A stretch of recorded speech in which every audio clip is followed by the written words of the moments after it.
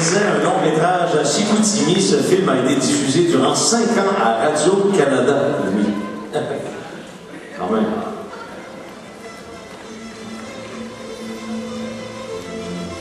Alors, on va écouter un extrait du film réalisé par Louis Gomez.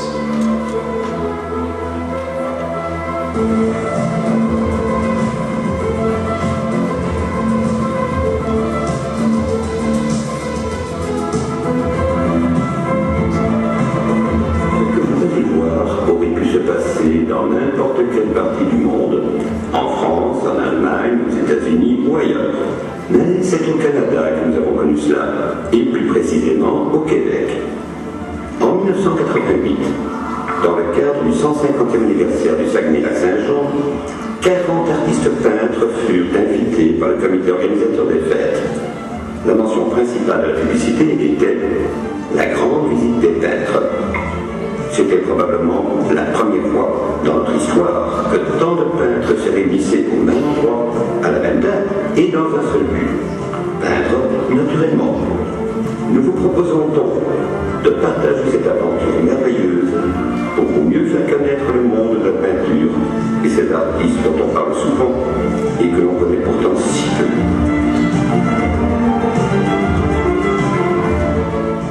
Moi, la grande visite.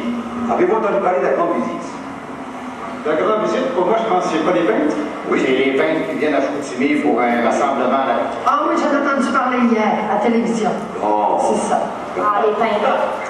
J'ai entendu à la radio, mais... Ah oui, j'ai lu dans le journal, oui. Oui, c'est dans le journal. Ben, il y avait des peintres qui peinturaient à Saguenay, là. Ah, bon, ça c'est bien.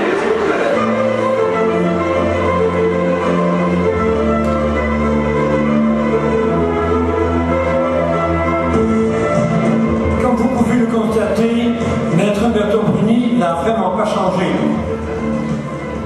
En septembre 88, Caroline et moi avons passé de nombreuses heures, nuit et jour, et combien de semaines, à faire et à refaire le montage de ce long métrage, en espérant qu'il soit diffusé à Radio-Canada. Ce que nous avons réussi. Ce fut une véritable épreuve à l'époque. Le numérique n'existait pas encore, et nous en étions au balbutiement des ordinateurs. Quel défi à relever! Surtout habitués à écrire sur l'ancêtre des ordinateurs et à analyser des tableaux, nous étions totalement inexpérimentés en matière de réalisation de films. Créer un long métrage tiré de 11 heures de tournage, fallait être fou pour le faire. Nous avons pensé partager avec vous de courts extraits souvenirs émouvants, mais aussi amusants et parfois cocasses, des accidents causés par le vent, enfin tout ce qui peut encore se passer dans les symposiums. Depuis 88, les choses n'ont pas tellement changé, à part le nombre des rassemblements d'artistes. Nous avons, dans le répertoire de l'Académie, 193 symposiums au Québec seulement. Aussi, nous avons lancé un sondage statistique auprès des artistes et du public pour mieux connaître la valeur des symposiums. Plusieurs centaines de réponses nous sont parvenues. Les commentaires obtenus nous ont éclairé sur les organisations de qualité. Après analyse, compilation et surcompilation des réponses, étant donné les différentes étapes d'un symposium à l'autre, les résultats nous sont apparus clairs et précis, mais ça n'a pas été facile, je vous l'assure. Dès 1959 à aujourd'hui, 2150 aujourd'hui, nous avons traité des prix, des valeurs et des codes de milliers d'artistes. Des sondages ont été insérés dans les ouvrages, ont été analysés et compilés au fil des ans. C'est sur l'Internet que ces questionnaires sont poursuivis afin de connaître davantage la question du marché de l'art.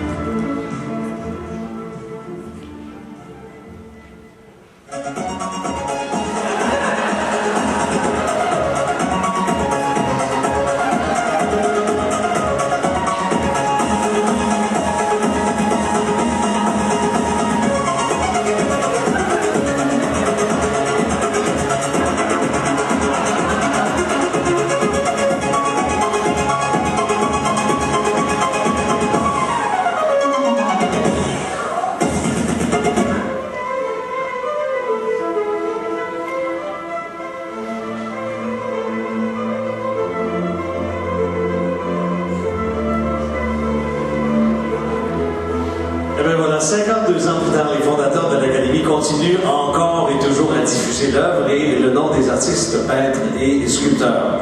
Nous allons maintenant vous révéler, dans un ordre aléatoire, les noms des 10 symposiums les plus remarquables au Québec. À l'appel de leur nom, j'invite les nommés à venir sur la scène afin de recevoir leur symposium. Preuve de la qualité de leur symposium. Les noms des symposiums lauréats seront portés sur le site officiel donc de l'Académie. D'abord, le symposium Rêve d'automne en Charlevoix, représenté par Mme Cathy Martin, directrice. Bravo! Le Salon des Arts des Bois-Francs, représenté par M. Luc Bélanger, vice-président. Bravo! La Farandole des Arts de Sainte-Marguerite du Lac-Masson, représentée par Mme Louise Gagnon, directrice générale. Mme Gagnon, présentée sur scène. Le symposium Couleurs urbaines de Granby, représenté par Mme Giguère-Paré, présidente fondatrice. Le symposium international Jean-Paul Lapointe de Chicoutimi, représenté par M. Jean-Yves Ledevé, administrateur. Le symposium Gatineau en couleurs, représenté par Mme Monica Rouleau, présidente, et son mari. Bravo. Le symposium Cap Santé riche en couleurs, représenté par Christine Genet, présidente. Le symposium des arts Union Vie de Drummondville, représenté par M. Serge Boudreau, président. Et comme je vous l'ai dit, c'est aléatoire, le symposium de Sainte-Rose, représenté par Mme Carole Fauché, trésorière. Donc, Louis, un événement parmi les 10 récipiendaires d'un symposium a été reconnu unanimement par les artistes dans le public pour ses qualités d'accueil et d'organisation exceptionnelles. Cet événement majeur en art visuel s'est particulièrement distingué parmi 193 symposiums au Québec, et ce depuis de nombreuses années. Il a obtenu la note impressionnante de 98,2%. Il s'agit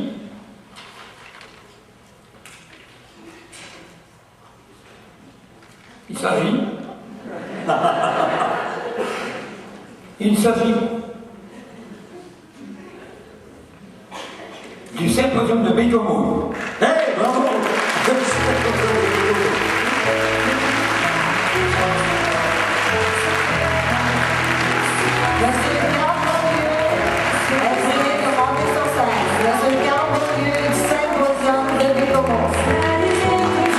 Le symposium de Bécomo.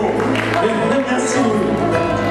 Qui disent toutes choses avec leurs yeux, avec à ceux qui s'en souviennent, ils savent encore les mots des romances anciennes. Ça disait toujours le monde est beau, le monde est beau.